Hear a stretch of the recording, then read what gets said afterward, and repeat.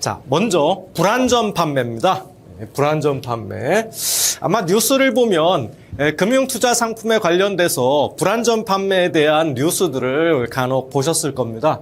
이 불안전 판매가 뭐냐면, 자, 완전한 판매가 뭐예요? 제대로 지켜서 판매를 한 거죠. 금융상품을 금융소비자한테 제대로 지킬 걸 지켜서 판매한 건데 그렇지 않다는 거죠. 그래서 불안전 판매는 우리가 일반적으로 고객이 왔는데 금융상품을 금융회사가 팔아요. 파는데 이 상품의 내용이라든지 이 상품에 투자하면 뭐 손실이 보겠다는 각종 중요한 내용들 그리고 위험한 사항들 이런 것들을 고객한테 제대로 설명을 안 해준 거예요. 안 해주면서 판 겁니다. 그래서 그런 것들을 우리가 불안전 판매라고 합니다. 그러면 그게 나중에 고객이 손실을 봤을 때는 큰 문제거리가 되겠죠. 바로 그 내용입니다. 자, 불안전 판매의 의의를 잘 알아두셔야 되겠죠. 금융회사가 금융상품을 판매할 때 고객에게 약관의 중요한 내용을 설명하지 않거나 이러면 이제 불안전 판매요. 또는 고객에게 맞지 않는 상품을 권유 판매하는 거. 노후자금 갖고 안정적인 이자를 받아서 은퇴 후에 생활을 하려는 사람한테 뭐 파생 상품이라든지 위험한 상품을 권유하면 안 되겠죠? 그래서 아예 내용을 중요한 내용입니다. 설명하지 않거나 고객에게 맞지 않는 그런 상품을 권유 판매하는 행위를 뭐라고 한다? 불안전 판매라고 합니다. 그래서 이 불안전 판매의 주요 사례로 보면 후순위채가 뭐냐면요. 은행들에서 채권을 발행하는데 일반 채권보다 순서가 뒤로 가는 거예요. 순서가 뒤로 간다는 건 만약에 이 금융기관이 망했을 때 일반 채권자한테 먼저 변제를 하고 그리고 남은 게 있으면 그 다음 후순위 채권자한테 간다는 얘기예요. 그래서 순위가 좀 밀리죠. 그러니까 채권자보다는 더 순위가 밀리니까 좀 더 위험한 상품이겠죠. 이런 걸 팔 때. 그리고 CP가 뭐냐면 커머셜 페이퍼, 기업 어음이라고 하죠. 기업들이 자금 조달 목적으로 발행하는 채권입니다.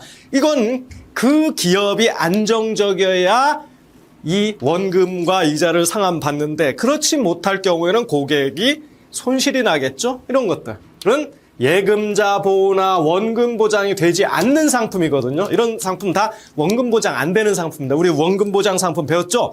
그런데 이게 안 되기 때문에 그럼에도 불구하고 마치 보장되는 것처럼 설명해 준 거예요. 그래서 이 원금 보장 안 되는데 아무 문제 없어요. 뭐 지점에서 아이고 이거 손해 안 봐요.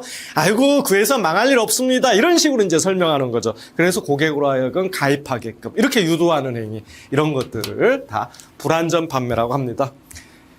그리고 자본시장법상 불안전 판매에 대해서는 이제 이런 문제가 생기잖아요. 그러다 보니까 이제 각종 규제를 합니다. 규제를 할 때 각종 의무를 부여해요. 먼저 금융투자 상품을 판매할 때 여러분 금융투자 상품 우리가 일반적으로 금융상품이라는 말은 많이 들어보셨죠. 금융상품 중에서 여기 투자자가 들어가잖아요. 금융투자 상품이다 그러면 투자했을 때 원본에 손실이 발생할 수 있는 상품을 얘기합니다. 그래서 원본 손실 가능성이 있는 금융상품 중에서도 원본 손실 가능성 이걸 우리가 투자성이라고 하거든요. 그래서 이런 상품을 뭐라고 한다? 금융상품 중에서도 금융투자 상품이라고 합니다. 반면에 원본 손실 가능성이 없는 것들 이런 것들은 비금융투자 상품 이렇게 부르는 거예요. 자 어쨌든 이런 상품을 이제 팔 때 이거 손해볼 수 있으니까 각종 의무를 부여해요. 자, 먼저 신의성실 의무입니다. 이런 말, 신의성실 의무는 여러분 많이 들어보셨을 거예요. 그래서 이거는 민법상의 대원칙으로서 일반 규범으로서의 성격을 갖는다. 그래서 이 신의성실 의무라는 것은 모든 민법의 아주 뿌리, 근간을 이루고 있는 의무입니다. 그리고 일반 규범, 즉 우리가 이건 법에서도 규정을 해놨지만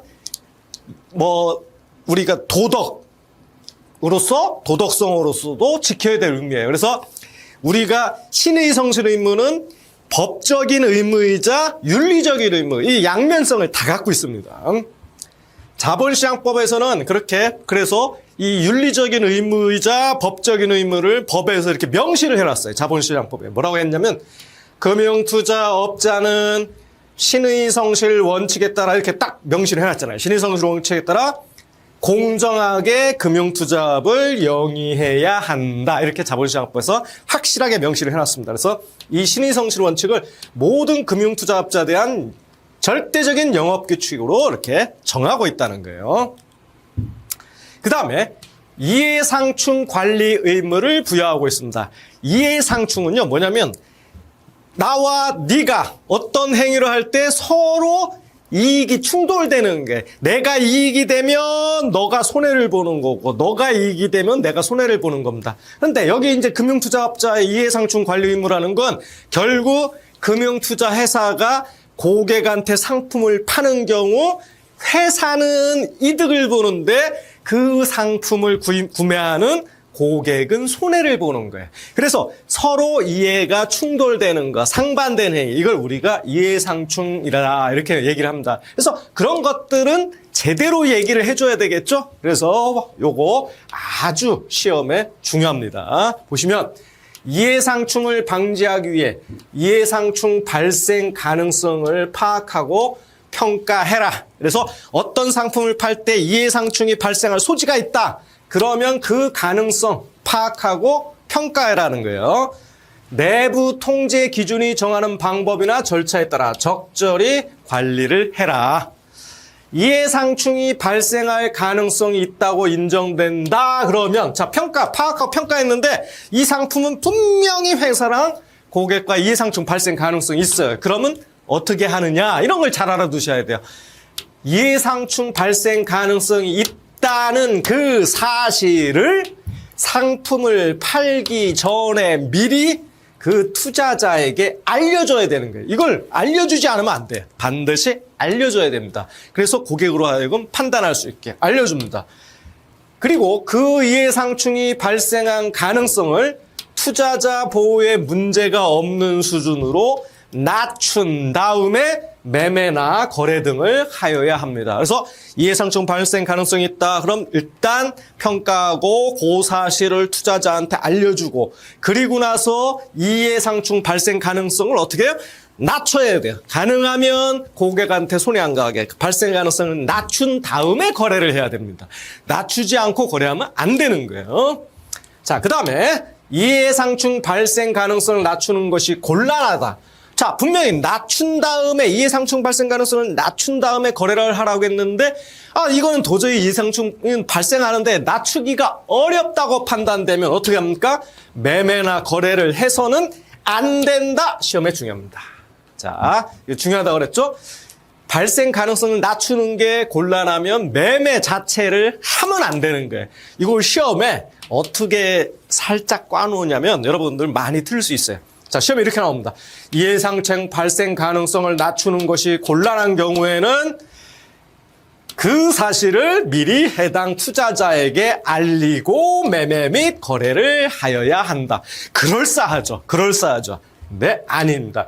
요건 발생 가능성을 투자자한테 사전에 알리는 거고, 그 다음에 발생 가능성을 낮춘 다음에 매매해야지, 낮추는 게 힘들다, 아예 매매해서는 안 됩니다. 아시겠죠? 자, 그 다음에 각종 투자 권유할 때에 규제를 합니다. 그래서 이런 거 다 일반 투자자한테만 한다고 그랬죠? 금융 전문 투자자한테 적용하지는 않습니다. 일반 투자자한테만 적용돼요. 자, 여기 아주 시험에 자주 등장하는 원칙들입니다. 자, 먼저 적합성 원칙이 있습니다. 일반 투자자에게 투자 권유를 할 때는 일반 투자자의 투자 목적, 재산 상황, 투자 경험 등에 비추어 그 일반 투자자에게 적합하지 아니하다고 인정되는 투자 권유를 해서는 안 된다. 이게 뭡니까? 1번 적정성 원칙, 2번 적합성 원칙, 3번 설명 의무. 적합성 원칙입니다. 그래서 여러분 적합성 원칙하고 적정성 원칙, 설명 의무 내용이 다 달라요. 특히 요거 많이 헷갈립니다. 이번 기회에 확실하게 알아두셔야 됩니다. 자, 일단 적합성 원칙이든 적정성 원칙이든 고객이 오잖아요. 그럼 너가 전문 투자자인지 일반 투자자인지 이렇게 갈라요, 조사에서. 그래서 전문 투자자는 네가 나보다 더 잘 알잖아, 저리 가 하고, 그 다음에 이제 일반 투자자한테 이런 각종 규제, 의무들이 부과되는 겁니다. 그래서 일반 투자자 오면 고객을 제대로 파악해야 되겠죠? 그래서 적어도 세 가지는 반드시 파악해야 됩니다. 그게 뭐다? 투자 목적, 재산 상황, 투자 경험. 요 세 가지도 꼭 알아두시고요. 요걸 파악합니다. 그리고 그런 것들을 파악했는데 이 사람은 투자 경험도 없어. 돈도 별로 없는데 굉장히 위험한 상품을 팔면 안 된다는 거. 왜? 이것에 비추어 봐서 그 상품이 이 사람한테는 안 맞아요. 그래서 적합하지 않다고 인정되는 투자 권유를 하면 된다, 안 된다? 안 된다. 이게 무슨 원칙? 적합성 원칙입니다.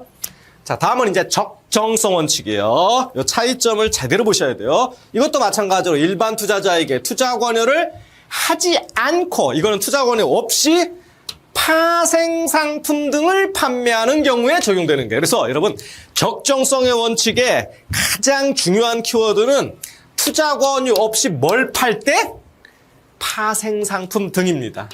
여기 이제 등자가 붙은 건 우리 증권으로 분류되는 파생 결합 증권도 여기에 들어가거든요. 그래서 파생 상품 등이라고 표현되는데, 여기에 선물, 옵션, 수합, 그리고 ELS 같은 파생 결합 증권, 이런 것들을 몽뚱그려서 파생 상품 등이라고 하거든요. 어쨌든 이 상품은 좀 위험한 상품이에요.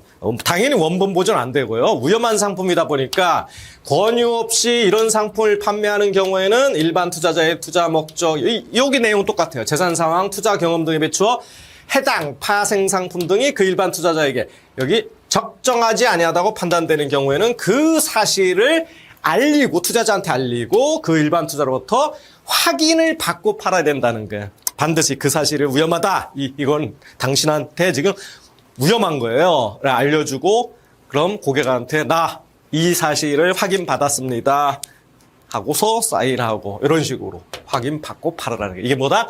적정성 원칙. 적정성 원칙은 뭐에 적용된다? 투자 권유 없이 파생 상품 등 판매할 때 확실하게 구분해 주시고요. 그 다음 설명 의미는 쉽습니다. 일반 투자자를 상대로 투자 권유를 하는 경우에는 금융투자 상품의 내용, 뭘 설명하냐가 중요해요. 그 상품의 내용, 투자하면 어떤 위험이 따르는지, 위험, 이런 것들을 설명할 때 어떻게? 대충이 아니고 이해할 수 있도록 설명하라는 거예요. 그리고 설명한 내용을 그 일반 투자자가 설명을 했어요. 그럼 고객이 네, 알았습니다 하고 이해했습니다를 반드시 확인받아야 돼요. 확인받고. 그런데 설명할 때 중요한 내용인데 이것을 거짓으로 한다든지 왜곡해서 설명하거나 그 설명을 아예 빼놓거나 이래서는 안 된다. 이 설명을 왜 뺄까요? 그거는 고객한테 약간 불리한 조항들, 그래서 상품을 팔려는 목적으로 불리한 조항 등을 슬슬 빼버리는 거죠. 이런 거 하면 안 됩니다. 세 가지 아주 중요해요.